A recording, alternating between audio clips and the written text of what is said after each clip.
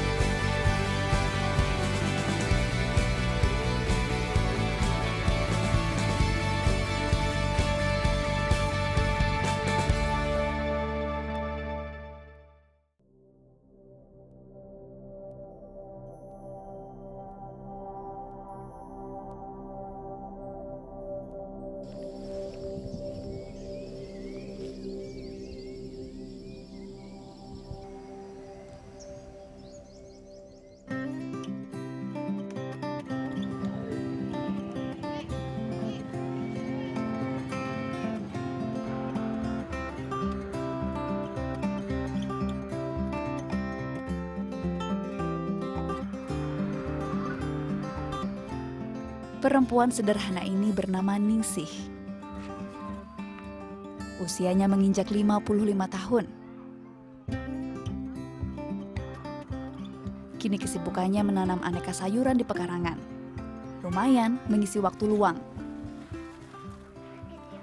Warga mengenal Ningsih sebagai buruh migran pertama dari kampung kami, Desa Teracap. Kala itu tahun 1984 hanya Ningsih yang berani bekerja keluar Indonesia. Buruh migran merupakan sebutan untuk tenaga kerja yang bekerja keluar dari kampung halamannya termasuk luar negeri. 3 kali mengadu nasib di negara orang, Arab Saudi selalu jadi pilihan Ningsih. Hampir 12 tahun bertahan, Ningsih pun mengakhiri perjalanannya pada 2006. Ya gimana ya, orang udah tua, orang udah nggak mampu tenaganya. Melihat Ningsih pulang membawa rezeki hingga bisa membeli tanah dan rumah, warga lain pun tertarik ikuti jejaknya hingga sekarang.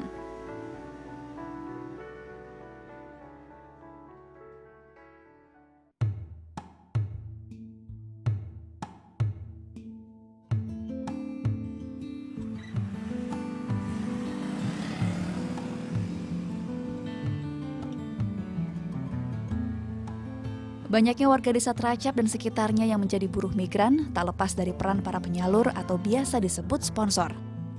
Merekalah yang mendatangi warga, mengajak pekerja di luar negeri dengan iming-iming pulang membawa banyak uang. Salah satunya yang kini telah berhenti adalah Supriyono.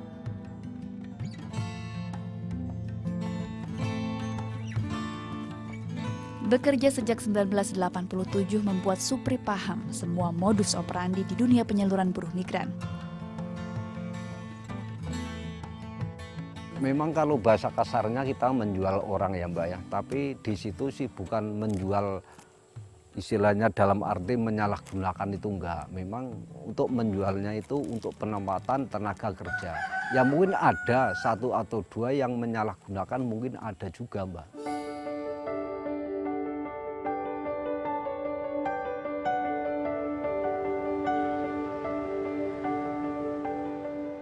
Wonosobo, tempat di mana Ningsih dan Supri tinggal, merupakan kabupaten dengan jumlah buruh migran terbesar kedua di Jawa Tengah. Berdasarkan data Badan Pusat Statistik, dari hampir 800.000 penduduk Wonosobo, 1.530 diantaranya bekerja sebagai buruh migran di luar negeri.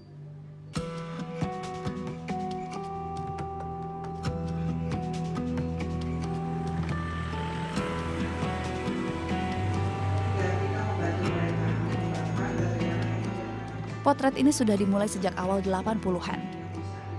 Sayangnya, niat baik mencari rezeki untuk keluarga di kampung tak selalu berjalan mulus. Sejak lama, kerap terdengar cerita pilu dari para buruh migran.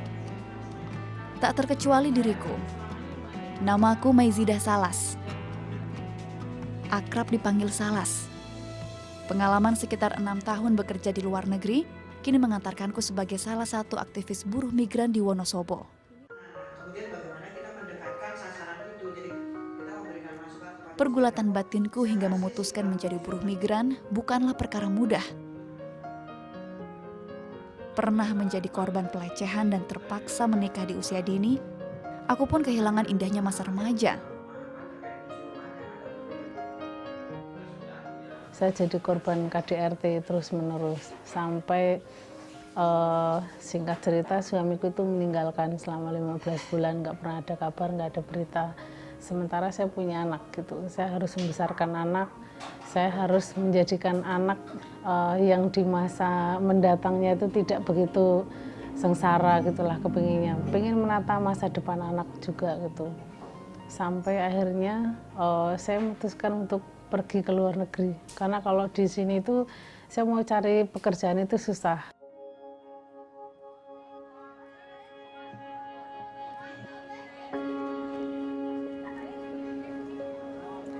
Korea Selatan jadi negara pertamaku mengadu nasib pada 1997 sebagai buruh pabrik. Baru 2 tahun, krisis global melanda. Ku beralih jadi buruh migran ilegal di sana hingga dideportasi pada 1999.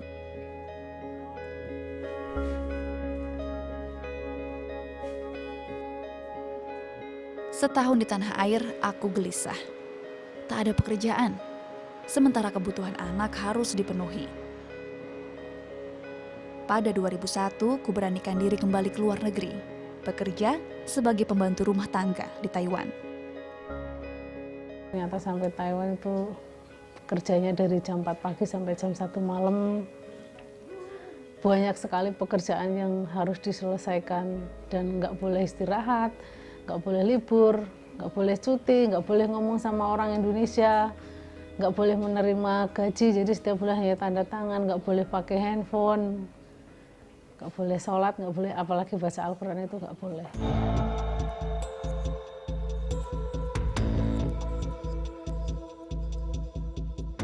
Tak tahan menghadapi majikan yang sewenang-wenang, kuputuskan kabur dan kembali jadi buruh migran ilegal. Tak memiliki penghasilan dan tempat tinggal. Belum lagi rasa takut ditangkap yang selalu menguntit.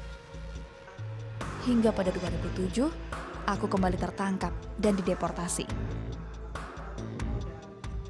Pengalaman pahit dan berliku sebagai buruh migran inilah yang kemudian mendorongku berbuat sesuatu. Saya pengen merubah image bahwa di luar itu kan banyak sekali yang seolah-olah menilai seperti yang tadi itu ya, babu itu hina dan lain sebagainya. Saya pengen membalikan ini paradigma masyarakat bahwa buruh migran juga bisa berkarya, buruh migran juga banyak yang berprestasi gitu.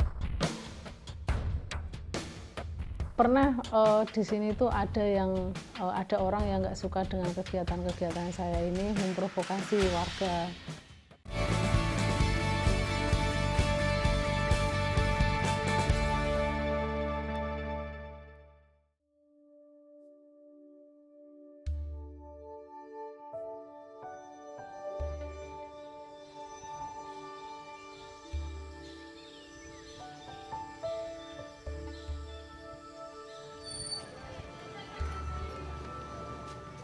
Sebuah nasihat bijak pernah kudengar. Jika kau ingin membuat perubahan, mulailah dari lingkunganmu sendiri.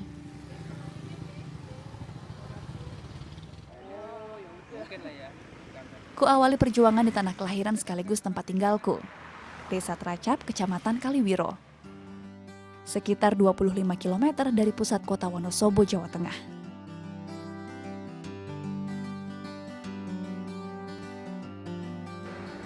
Di sini ada 1046 kepala keluarga. Sekitar 80%-nya pernah atau sedang memiliki anggota keluarga buruh migran. Tapi tak mudah melaksanakan niat baik. Pernah di sini tuh ada orang yang nggak suka dengan kegiatan-kegiatan saya ini, memprovokasi warga, bahkan pemuda itu dikumpulkan lalu dibilang saya harus berhenti melakukan kegiatan ini karena ini adalah sebuah aib kampung buruh migran. Buruh migran itu babu gitu, jadi paling hina manusia itu adalah babu. Aku justru seperti dicambuk untuk terus berbuat lebih. Bagi saya, buruh migran itu mereka itu pejuang. Bahkan negara juga mengaku ini pahlawan devisa. Ini pahlawannya negara, ini juga pahlawannya keluarga.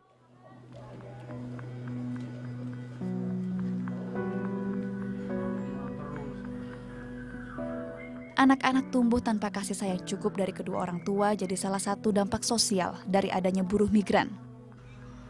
Rian misalnya, usianya baru 5 tahun.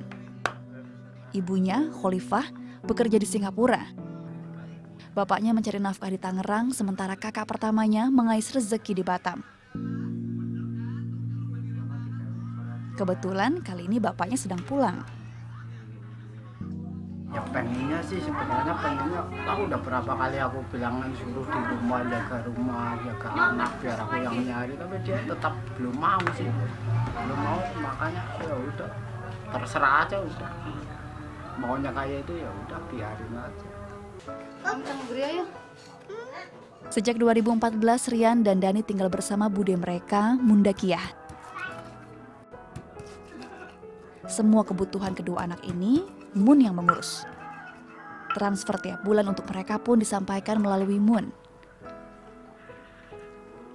Bagi Mun, mereka seperti pengganti anaknya yang sudah 7 tahun ini menjadi buruh migran di Malaysia.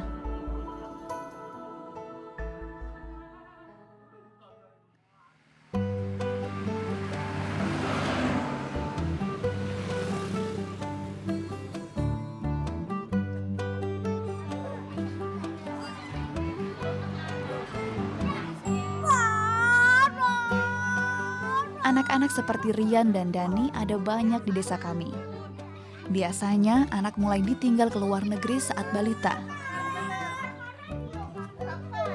Pekerjaan sampingan sebagai pengasuh anak buruh migran pun cukup populer di sini.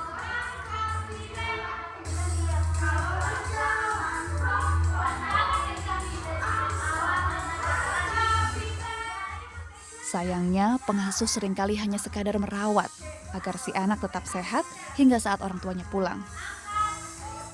Tak ada pola pengasuhan edukatif. Padahal secara psikologis anak buruh migran berbeda dengan yang lain. Intinya saya pengen menyenangkan anak-anak di sini lah, anak-anak buruh migran di sini yang tidak perlu pakai biaya. Karena itulah sejak 2010 kudirikan PAUD ORI. Maksudnya original, dari mantan buruh migran untuk buruh migran. PAUD jadi salah satu kegiatan di kampung buruh migran. Mereka yang belajar tak dipungut biaya apapun. Meski awalnya didirikan untuk anak para buruh migran, sekarang anak siapapun boleh sekolah di sini. Kalau anak-anak usia dini tidak diarahkan ke sana, yang ada anak-anaknya itu cenderung dianggap itu akan nakal. Atau bahkan malah di sini juga ada beberapa anak buruh migran yang akhirnya karena dari kecil itu tidak terdidik dengan baik, itu sekolah juga drop out. Ku ingin PAUD jadi awal penanaman kesadaran soal pendidikan. Hal penting, namun seperti kurang dimengerti di sini. Pekerjaan rumah yang masih kucarikan solusinya.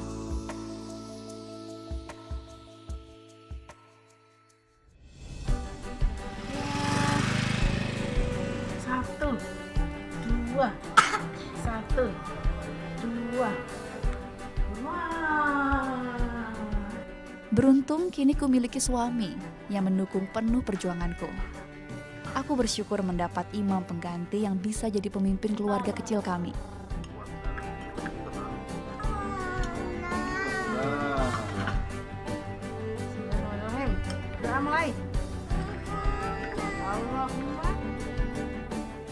Ia pula yang mendukungku menyelesaikan kejar paket C hingga menjadi sarjana hukum. Mas An itu udah orangnya ganteng, jujur, baik, sangat bertanggung jawab terhadap keluarganya. Pokoknya kayaknya 1001 loh di sini yang orang bisa seperti Mas An itu.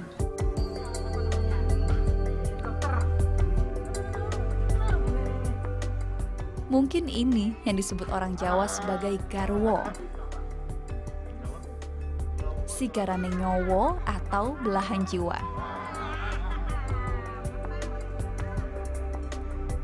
Bagi saya kita nggak perlu teriak-teriak untuk stop pengiriman TKI ke luar negeri, tetapi tidak ada tawaran solusi.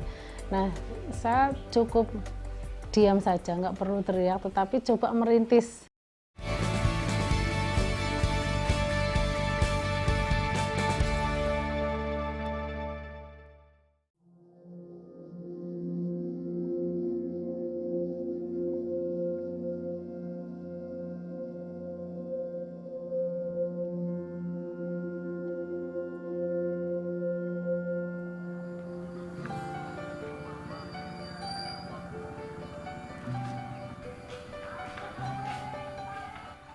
Perjuanganku untuk teman-teman buruh migran sudah dimulai sejak masih di Taiwan.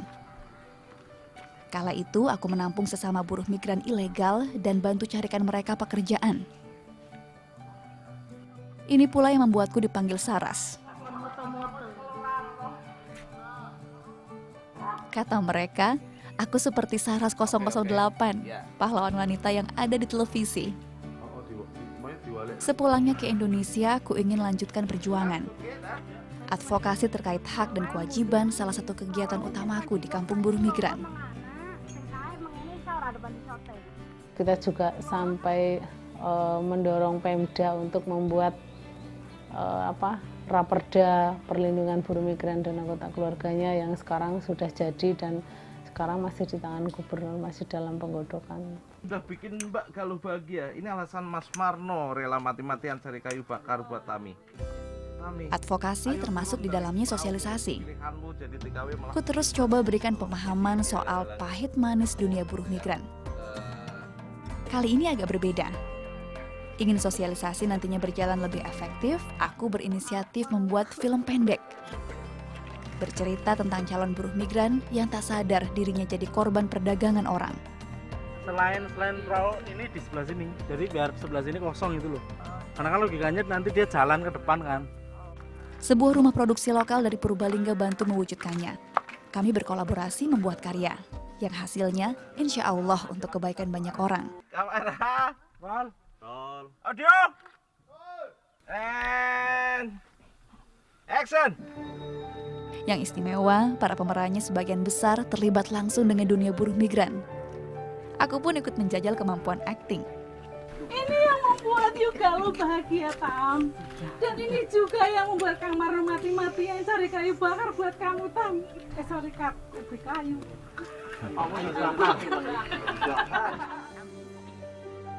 Dari film pendek ini, kuharap orang lebih berhati-hati. Terutama bagi mereka yang berencana bekerja sebagai buruh migran.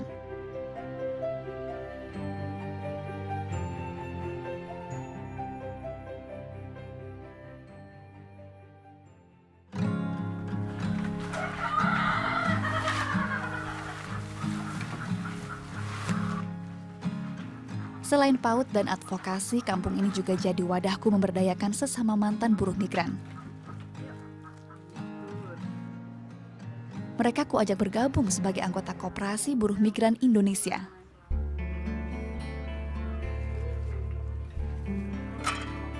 Jumlah anggota aktif kami sekitar 40 orang.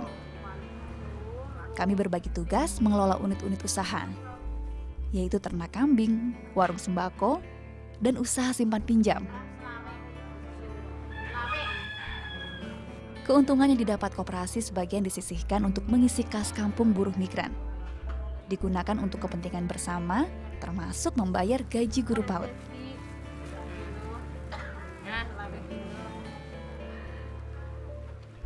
Sedangkan sebagian uang dibagi rata untuk semua anggota sebagai sisa hasil usaha per tahunnya. untuk menambah pengalaman, untuk menambah kegiatan juga. Terus kalau ini ada hasil ya untuk menambah penghasilan juga. Nggak kepikiran mau ke sana lagi, soalnya ke sana itu ya banyak susahnya. Memang sudah niatku agar kesibukan di kampung ini bisa berikan mereka hasil meski baru sedikit. Untuk alihkan keinginan kembali ke luar negeri sebagai buruh migran. Di situ nggak ada yang 500-an.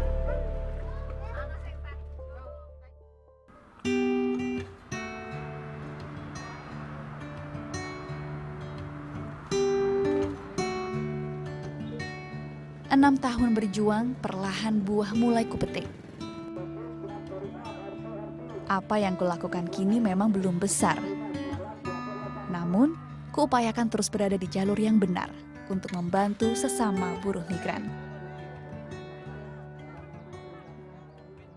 Pada prinsipnya, bagi saya kita nggak perlu teriak-teriak untuk stop pengiriman TKI ke luar negeri, tetapi tidak ada tawaran solusi.